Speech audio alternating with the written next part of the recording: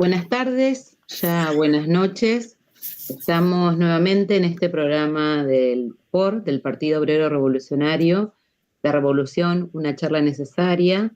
Y como hemos venido haciendo en los últimos programas, la situación política nos obliga a tomar las cuestiones coyunturales y como también lo anunciamos en el flyer de convocatoria, hoy vamos a abordar el DNU y el ataque general que esto significa en esta nueva situación política que incluye un paro, la convocatoria a un paro, que es un hecho de la situación muy importante, que no ocurre siempre. Sabemos que si las burocracias sindicales de los sindicatos se ven obligadas a convocar un paro es porque la presión es mucha abajo.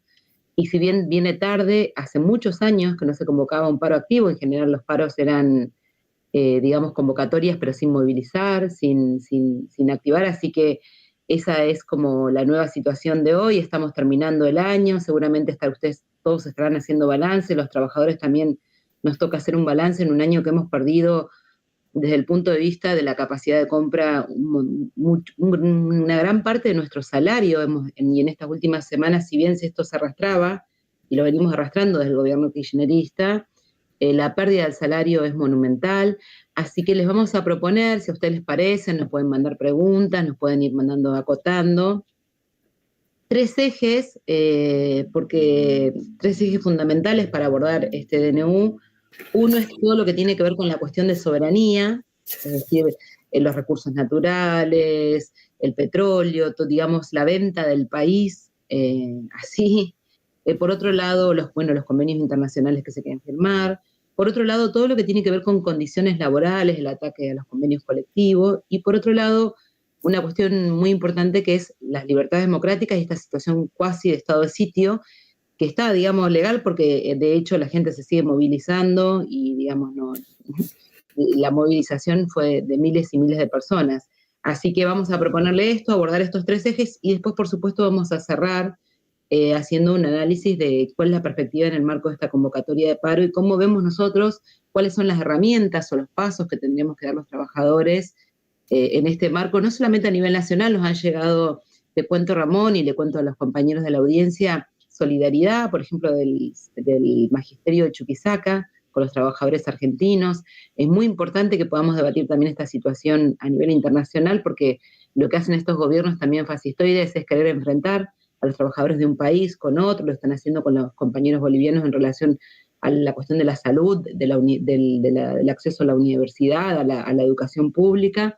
Y bueno, es un momento en que como clase también respondamos de forma internacional. Los compañeros de Brasil han puesto en su tapa fundamental, caracterizando la dictadura de Milei. O sea, hay una preocupación internacional por lo que significa este ataque, porque sabemos que cuando retrocede, digamos, un país, la burguesía internacional intenta hacer retroceder a todos, y que también enfrentar a las dictaduras de este tipo es una tarea, digamos, de la clase obrera internacional. Así que te dejo, Ramón, ¿cómo andás? Hoy estamos una tarde por acá, te digo, de mucho calor, en estos días ya terminando del año, me imagino que por allá no tanto, pero bueno, si te parece, arrancamos, digamos, con el eje del ataque a los recursos naturales y la soberanía.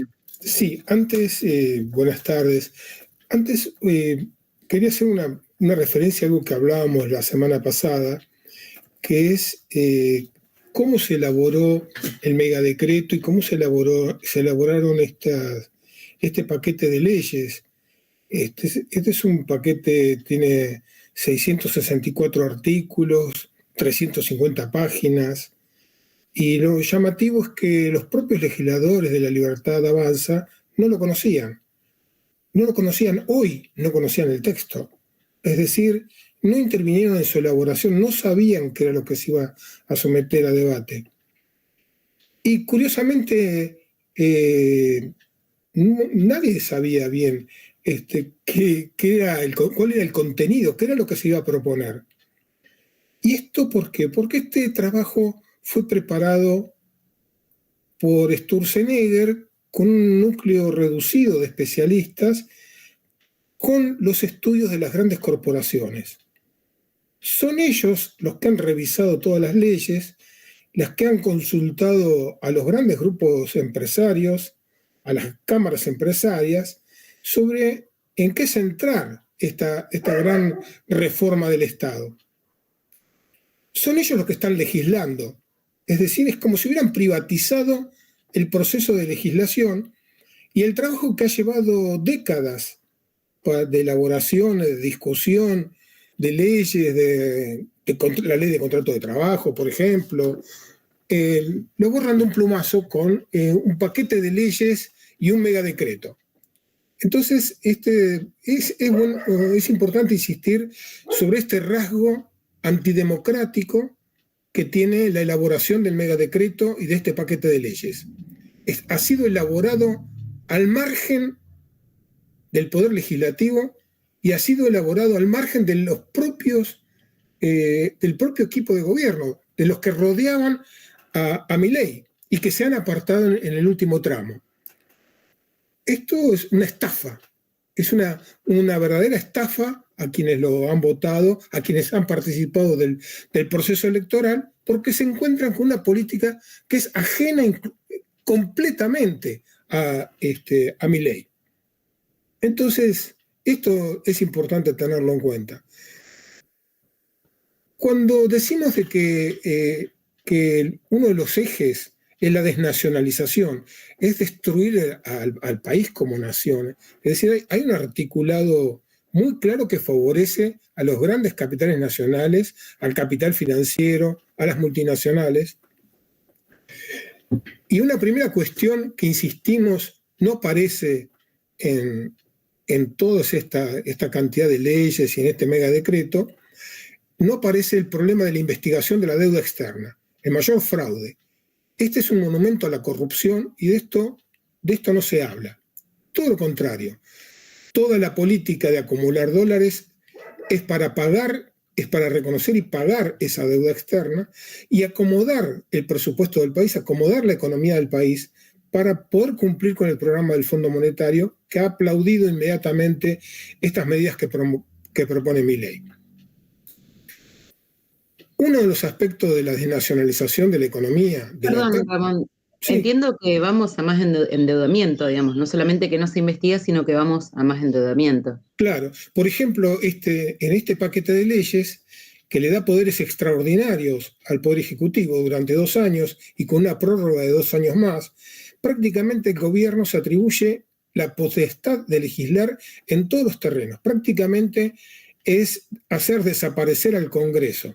Se atribuye meterse en absolutamente todos los terrenos, es muy amplio. Entonces, uno de los aspectos que anula es esta ley del último gobierno que decía de que todo endeudamiento tenía que pasar por el Congreso, que el país, por el desastre que se había originado con los gobiernos anteriores que endeudaron al país con el Fondo Monetario y con acreedores privados. Entonces, uno de los problemas era ponerle un límite que el Congreso pudiera discutir y aprobar, porque en la deuda con el Fondo Monetario se habían violado todos los procedimientos. Este gobierno borra de un plumazo esta resolución y faculta al gobierno a reestructurar las deudas y a tomar nuevas deudas en dólares.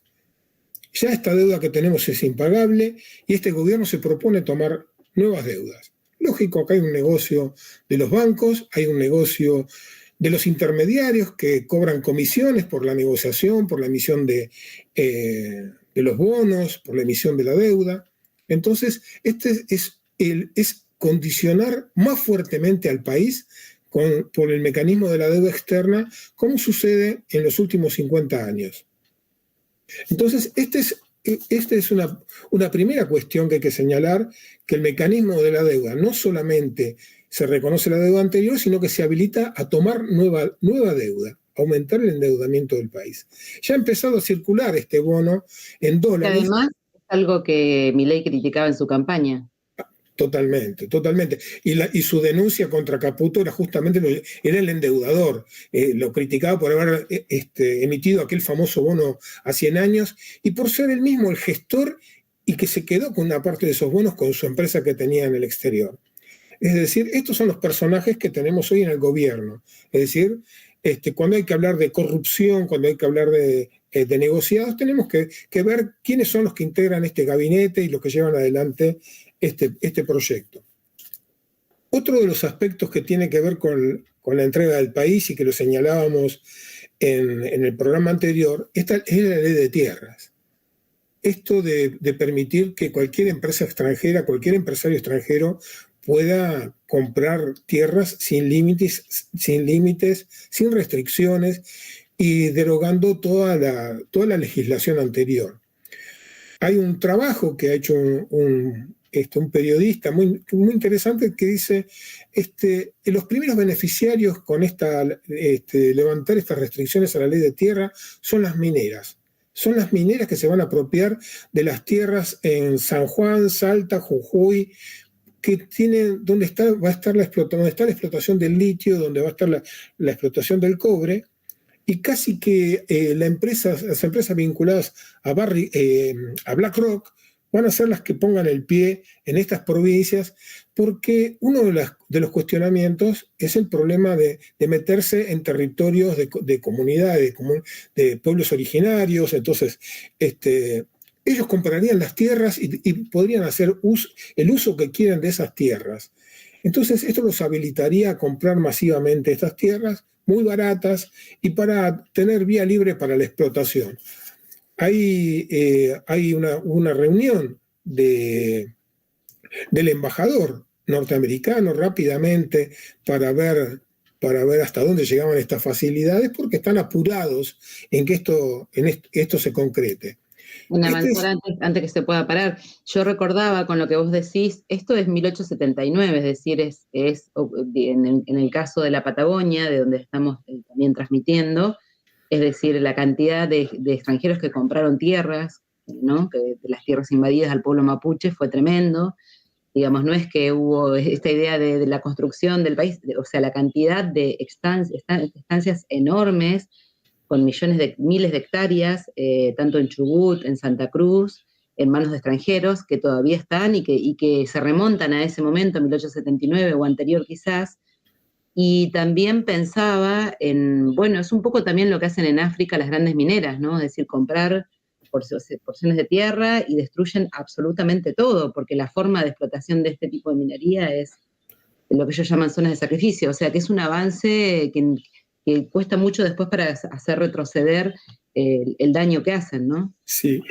El otro aspecto de esta entrega es un tema muy sensible para nosotros, que es Vaca Muerta, que es el problema de eliminar cualquier tipo de regulación y de restricción en el terreno de los hidrocarburos. Esto quiere decir que las empresas van a tener plena libertad para exportar lo que quieran. La única limitación es que van a tener una retención del 8%. Pero esto implica también que es la más baja a nivel mundial, digamos. Claro. Y se termina lo que se conocía como el barril criollo, que fijaba un valor de $56, que estaba por debajo del precio internacional del petróleo. Ese precio del Brent, del precio europeo, era la referencia, que hoy está alrededor de $80, un poco más de $80. Digamos que con la aplicación de esta ley significa que las empresas petroleras van a poder van a poder exportar todo lo que quieran, no tienen la obligación de autoabastecer al mercado interno, de garantizar la entrega al mercado interno, porque esta era una condición, digamos, de que las petroleras tenían que garantizar la provisión primero al mercado interno. Se levanta esta prohibición. Las petroleras pueden exportar todo lo que quieran, y si no alcanza el petróleo para el mercado interno, que se importe, digamos, porque como va a tener el precio internacional, y las petroleras ganaban mucho dinero con el barril a 56, prácticamente no había quejas, estaban muy conformes con este precio. Lógicamente, siempre quisieran el máximo posible. Hubo reacciones contrarias, incluso en partidos de la burguesía locales, claro, en relación a lo que implica en Vaca Muerta. Lo dijo, digamos, el gobierno de Figueroa, y también en la movilización que hubo vimos a dirigentes como Martínez, del PJ, o sea, dentro de los mismos partidos de la burguesía hay un rechazo a esta medida en relación a Vaca Muerta. Es una de las medidas más antinacionales que se podían tomar, porque dice, bueno, había que equiparar los precios con Uruguay, con Chile, pero no son países que tienen petróleo. Acá el petróleo lo tenemos en nuestro propio país, lo tenemos en nuestra tierra, no lo tenemos que traer de Arabia Saudita. Entonces no hay ninguna razón para que tengamos que pagar el precio internacional. Ahora, esto tiene otra consecuencia, porque ¿cuál es la importancia de tener un dólar, un petróleo o una nafta a un precio más bajo?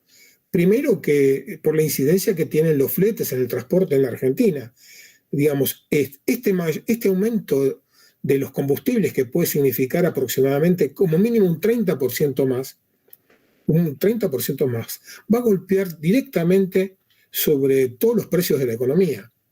Bueno, justo ahí nos preguntan por YouTube qué implica esto o qué implicancia tiene esto para la clase media, para el pequeño comerciante, este tipo de medida en relación a las naftas, a la energía. La primera cuestión por la cual nosotros deberíamos tener el petróleo o los productos del petróleo lo más barato posible es para tirar abajo el costo de vida, es decir, para que tenga la menor influencia en el costo de las mercancías. Pero tenemos un tema adicional. La ventaja de tener un excedente de petróleo y de gas debería ser utilizado para industrializar el país, para proveer de un insumo importante para la industria y aprovecharnos de que tenemos este recurso y utilizarlo para el desarrollo económico del país. En vez de esto, este gobierno que pretende desnacionalizar completamente la economía, dice, van a poder exportar todo el excedente. Exactamente lo contrario de lo que necesita el desarrollo de la economía del país. Y dicen algo peor, dicen, y tenemos que apurarnos, porque como vienen las energías renovables, es probable que el petróleo y el gas ya no sean tan demandados en las próximas décadas. Entonces, saquémoslo todo rápido, vendámoslo rápidamente y saquémosle el máximo jugo en este momento. Este es el negocio de las multinacionales. Tenemos que prestar mucha atención. Claro. Antes de pasar por ahí a un segundo punto, y todavía estamos, le contamos a los compañeros y compañeras que están siguiendo, estamos en el eje de cómo ataca la soberanía nacional, los recursos naturales, este DNU, la ley ómnibus, todo junto, digamos. Te quería hacer dos preguntas más en relación a la OCDE, ¿no? Y a la cuestión de la importación, porque así, digamos, como dicen, exporten lo que quieren, no les cobro nada, digamos, llévense todo. Que ya la ley minera ya venía favoreciendo ampliamente, porque digamos lo que pagaban es irrisorio y ni siquiera declaraban todo, que es algo que nosotros también denunciamos siempre. Bueno, esto se profundiza más, pero también hay un sector de la industria o de la producción que se ve afectado por la importación, y bueno, y si podés explicar esto y la OCDE o el OCDE, ¿no? Sí, la canciller ha planteado de que es de interés de la Argentina incorporarse a la OCDE. La OCDE es una organización que integran casi 40 países, se fundó a principios de la década del 60 y se basa en una estructura neoliberal. Es decir, para ingresar a la OCDE hay que adherir a una cantidad de principios neoliberales en cuanto al manejo del Banco Central, la moneda, las licitaciones que no puede haber privilegio para los capitales nacionales, tienen que competir las empresas extranjeras en igualdad de condiciones con las empresas nacionales, es la desnacionalización completa de la economía. Esto es la contrapartida de ver la nota que mandaron hoy a los BRICS diciendo de que Argentina confirma de que no se va a integrar a los BRICS a partir de enero. Entonces, esto es un alineamiento completo con Estados Unidos detrás de su política, con una política neoliberal. Y contraria a lo que está haciendo Estados Unidos, porque Estados Unidos viene aplicando una política terriblemente proteccionista en los últimos años. En lugar de imitar a su paradigma, lo que hace es abrir de par en par las fronteras y permitir la importación prácticamente sin limitaciones, no va a haber restricciones. Levantaron las reglamentaciones que había para importar, cualquiera va a poder importar, inclusive a título personal va a poder importar lo que quiera. Entonces, esto es destruir especialmente aquellos sectores que estaban de alguna manera protegidos del mercado internacional, de la competencia, porque la Argentina, la economía produce una ¿Cómo qué escala. sectores son esos? Por ejemplo, pienso, no sé, la industria del tejido, la producción de neumáticos. Claro. Lo más visible es la industria textil, el vestido, ¿no? Que no tiene condiciones de competir con los precios de Malasia, Tailandia o China, pero también lo que se ha conocido también es que empresas automotrices han empezado a plantear de importar partes de autos que son mucho más baratos que las que producen los autopartistas locales. Esta es la ruina para esos autopartistas locales que no tienen cómo competir.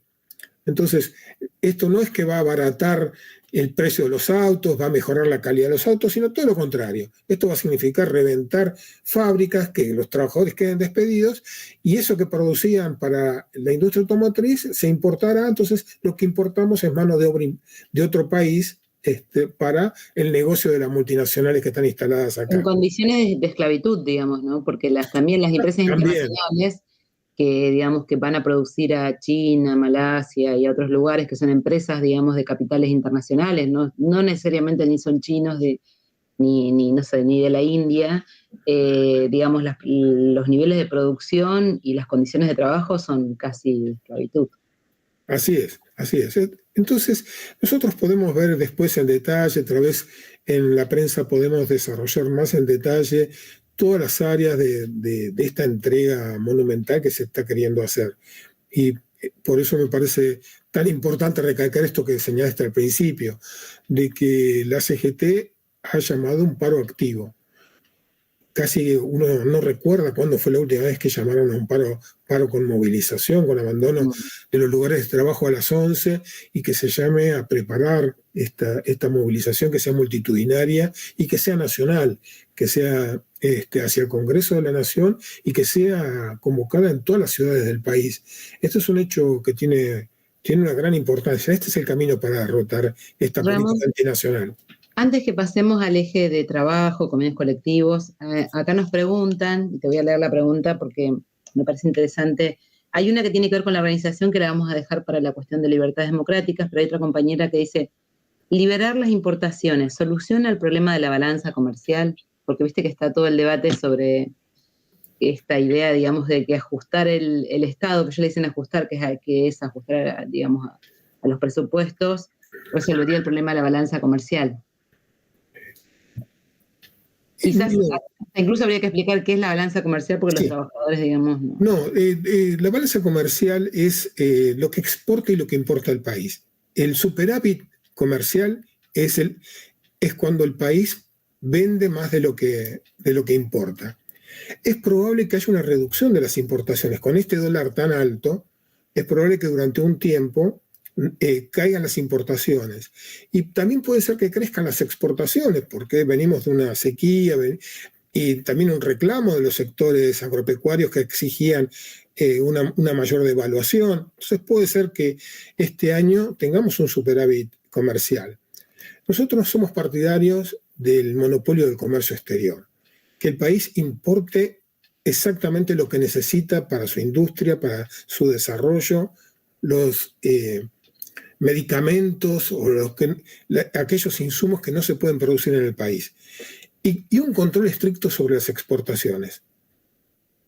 El país tiene que saber exactamente qué se exporta, a dónde se exporta, a qué precios, controlar las cantidades, no que digan por medio de una declaración jurada, como hacía Livent, la empresa que concentra la producción de litio en la Argentina, que declaraba no solamente menores cantidades que exportaba, sino también a un menor precio que estaba cotizado en el mercado internacional, escandalosamente muy bajo.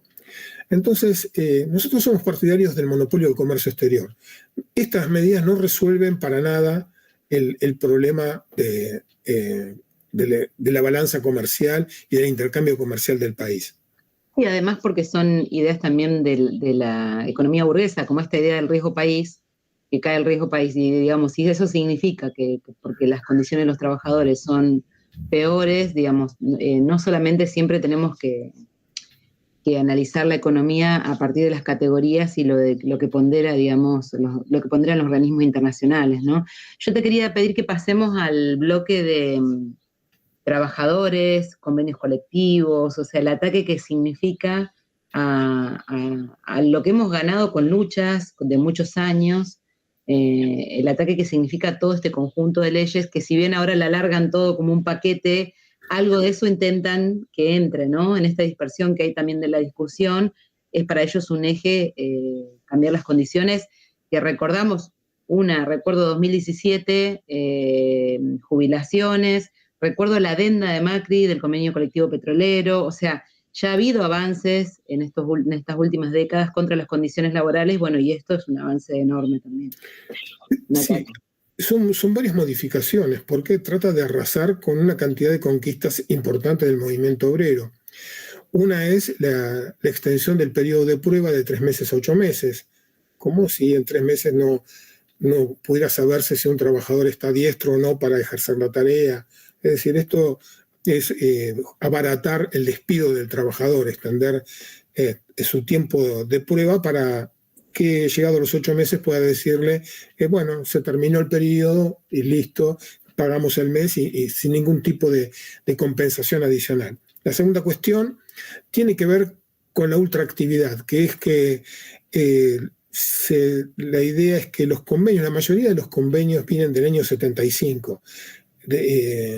Las convenciones colectivas de la mayoría de los gremios se negociaron en el año 75 y sobre esa base se fueron actualizando. Y mientras no se renovaban esos convenios colectivos, seguían vigentes. Lo que proponen ahora es que no. La ultraactividad, los convenios caen y hay que volverlos a... Y mientras tanto no están vigentes. O sea, esto de que la patronal pueda sacar el máximo provecho a la caída o al intervalo entre que terminó un periodo de convenio colectivo y se vuelve a negociar otro, de que quede en el aire las condiciones que establecen esos convenios. Hay una rebaja, digamos, digamos que hay una facilitación del trabajo en negro, cuando prácticamente le liberan a las empresas de todos los cargos, de todos los punitorios por el trabajo en negro, con lo cual no hay ningún castigo, entonces pueden seguir operando de la misma forma porque no pasa nada. Es más, le daban a dar facilidades para que regularice en cómodas cuotas con una tasa de interés baja, para que regularice aquello que, como dice la ley, por error fue mal encuadrado, fue mal asentado en los libros, entonces el empresario puede corregirlo.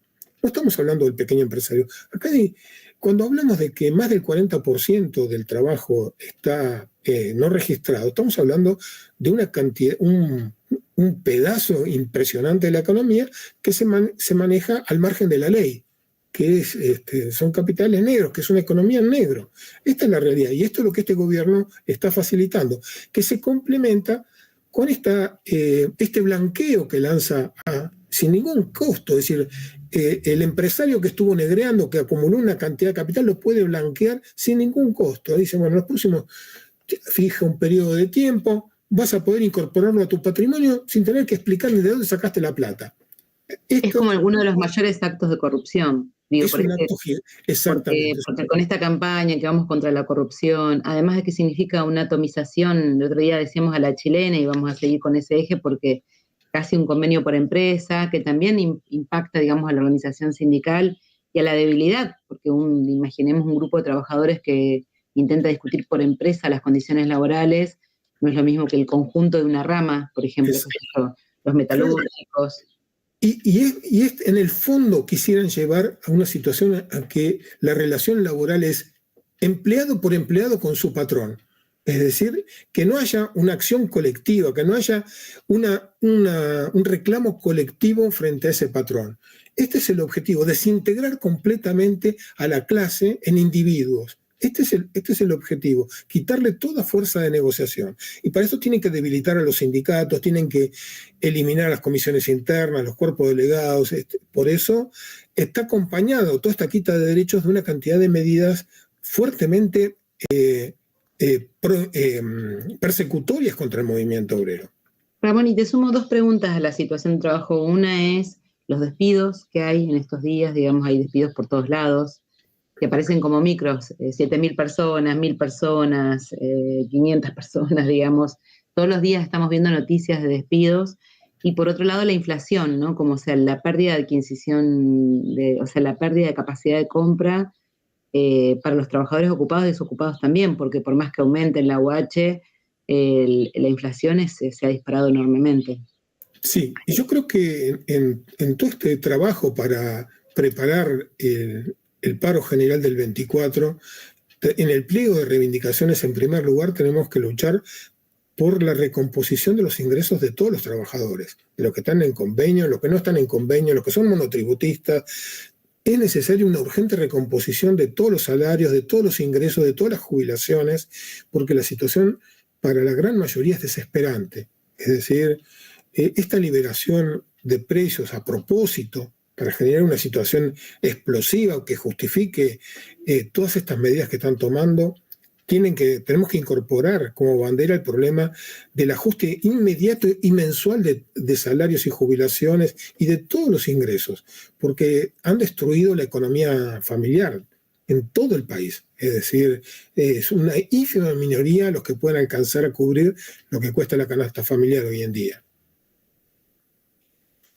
Bueno, había una discusión en relación, digamos, a esta nueva regulación de precios, que decían, no, pero esto es producto de la oferta y la demanda, digo, por la pérdida salarial, y nosotros decíamos que es muy parecido a precios cuidados y quizás también que tiene que ver con una medida un poco desesperada en el marco que se está disparando todo y saben que esto, son conscientes, por lo menos un sector, no sé si los del que están en el gobierno, que con, digamos, el hecho de que se empiece a cortar en Matanza, ¿no? Los cortes de ruta, eso, digamos, avecina una situación política de crisis que puede terminar, digamos, en un helicóptero sería lo mínimo, ¿no? Entonces, esta idea de que para mí es falsa, de que se juntaron los grandes monopolios de los supermercados y dijeron, acordemos algunos precios. Le habrán dicho, che, acuerden algunos precios porque esto se va toda la miércoles.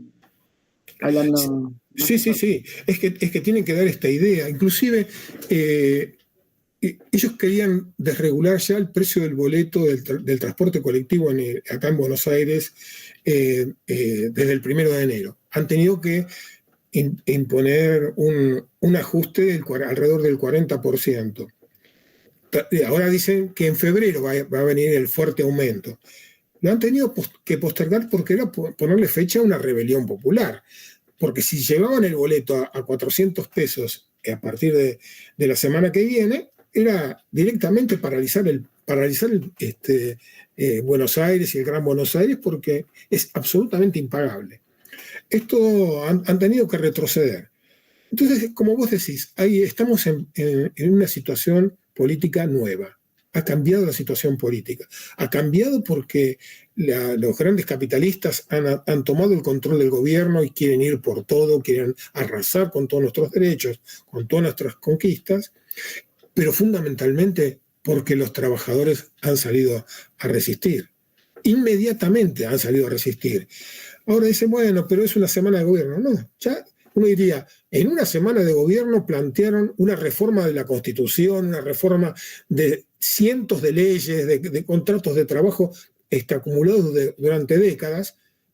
Entonces, vale este criterio. Así como ellos en una semana han podido presentar este semejante ataque, es lógico que los trabajadores respondan inmediatamente y digan, esto no puede pasar.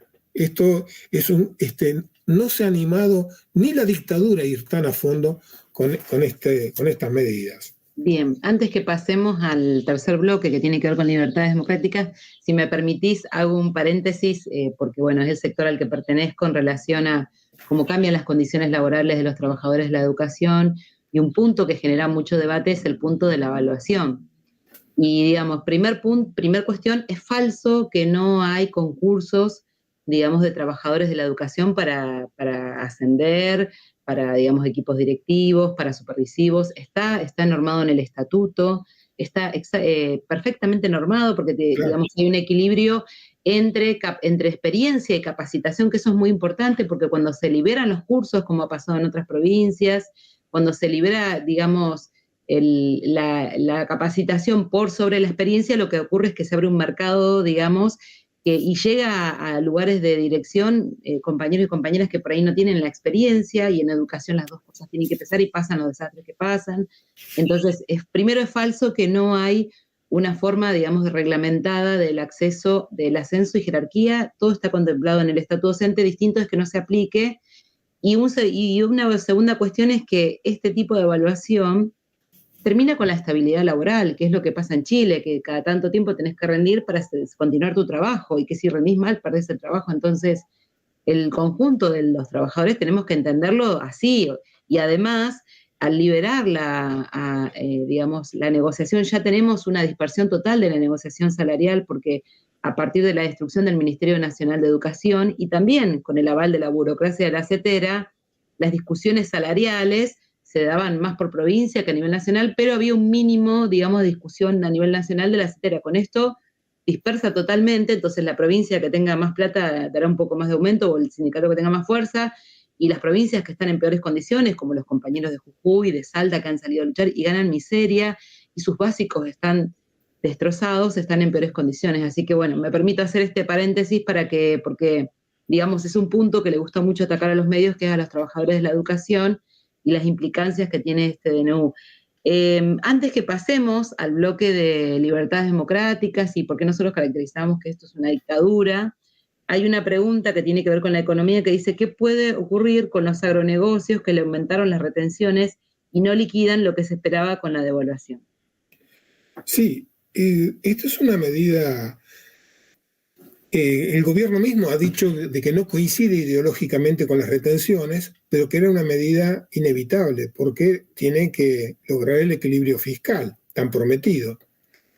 Lo que la contrapartida de este 15% es que han tenido una devaluación gigantesca, pocas veces en la historia, o probablemente esta debe ser una de las mayores devaluaciones de la historia en un solo día, en un solo saque, 118%. Esto mejoró muchísimo la recaudación de los exportadores. Entonces, ahí dice, bueno, metamos de todo este beneficio que han tenido con la devaluación y con el poder acceder a comprar dólares, metamos una retención del 15% para quedarnos con un pedacito de ese beneficio. Lógico, esto genera bronca, choques, se han dado marcha atrás con algunos sectores de las provincias exportadores que les habían quitado las retenciones, porque generó una crisis muy grande. Pero no tenemos que desvincular la retención de la devaluación. Acá hay una mejora muy importante del ingreso de los exportadores. Entonces, tienen un gran beneficio. Ellos quieren todo, lógicamente, van a ejercer la máxima presión. Después les puede pasar como el alacrán igual. Así que vamos al bloque, que es un bloque que incluso plantea la mayor unidad posible, digamos, en el marco de todo este ataque, que es la cuestión de las libertades democráticas. El derecho a movilizar, a manifestarse. Sí, dos aspectos. Uno es el contenido, es prácticamente el de la dictadura. Esto de caracterizar, que incluso hoy han salido a burlarse de Bullrich. ¿Cómo considerar que 3 personas que se encuentran es una manifestación? ¿Cómo tener que notificar que 3 o más personas se reúnen o van juntas a una plaza? Es inaudito, porque así era el texto de la dictadura militar, para cercenar cualquier tipo de encuentro, de manifestación o de expresión de protesta. Entonces, el tema es muy, muy profundo porque prácticamente impide cualquier protesta, hasta ridículamente dice que una manifestación espontánea tiene que ser notificada, tiene que ser autorizada, y que va a ser el ministerio el que va a decir si se puede o no se puede hacer, y puede recomendar el cambio de día, de horario, de lugar. Entonces, bueno, es típico de una dictadura. Ahora, digamos, en este sentido, también criticamos a la CGT que haya aceptado esto, que ponga un seguro, digamos, porque por un lado la gente rompe digamos, casi cuasi estado de sitio, porque lo que nadie dice ni los medios dicen es que realmente Bullrich está haciendo el ridículo total, porque Claro. la movilización fue masiva y ocupó las calles y se cortó y se manifestaron, o sea, digamos, su protocolo se lo tuvo que guardar. Entonces, como le cantan ahí en las marchas. Entonces, esa es la verdad y muestran un pedacito de cómo agarran un grupo de personas y no las dejan continuar, que eso también va generando mucho malestar social, porque la persona que iba caminando y digamos, no la dejan transitar, pero a la vez, por otro lado, la CGT propone un seguro, bueno, son las acciones, digamos, que la burocracia sindical hace, también que por eso la caracterizamos como burocracia, y que está pensando en qué pierde, y bueno, de hecho, el dirigente de los trabajadores de comercio, que es uno de los sindicatos más grandes, y donde los trabajadores que están en los comercios la pasan muy mal porque tienen muy malos sueldos, las condiciones de trabajo son de largas horas, fue el que ya, digamos, se apuró a transar. Pero bueno, en este sentido nosotros, la pregunta sería, y tomo acá la pregunta de una compañera, ¿qué medidas organizativas, qué planteamos para esta etapa de la situación política como cuestiones organizativas para los barrios, bueno, en Buenos Aires hay cacerolazos, cuál es la forma organizativa? Porque tendríamos que estar cerrando, Sí, así que... sí, la máxima protección de la actividad es la masividad. No hay forma de contener eh, las manifestaciones que están ocurriendo todos los días en todo el país, porque cuando hay decenas de miles que tienen la voluntad de movilizarse, como ocurrió el otro día en tribunales, podrán acordar lo que les parezca, cómo acordonar, pero decenas de miles en la calle ocupan necesariamente las calles y bloquean el tránsito de varias manzanas. Eso es lo que ocurrió. Eso no hay cómo impedirlo.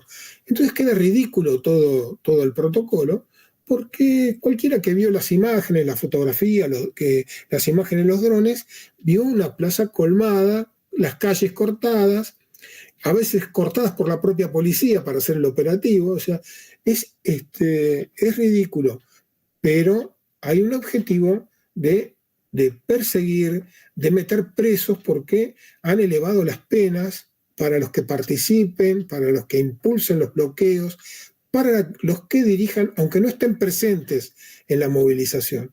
O sea, han ampliado el espectro penal más rigurosamente para aquellos que participen en las acciones más radicales. Lógicamente, esto hay que intervenir con el máximo cuidado, con la máxima preparación. Esta es la recomendación que hacemos, que los compañeros no vayan solos, que vayan acompañados, que vayan en grupos, que se manifiesten y se retiren del lugar organizadamente.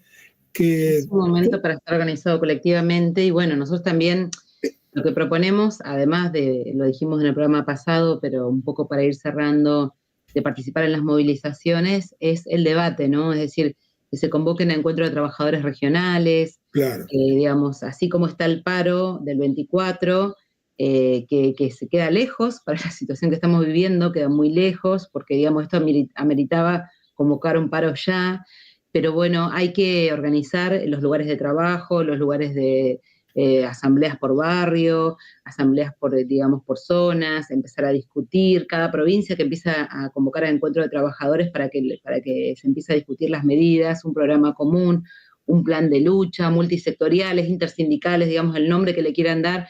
Es una etapa de mucha organización y mucho debate político, para que todas las organizaciones también abran el debate político. Hay una crisis que están atravesando las organizaciones también peronistas, porque, digamos, son pocos sus dirigentes los que están saliendo. Yo miraba en las movilizaciones, cierran las columnas para que no se pueda volantear.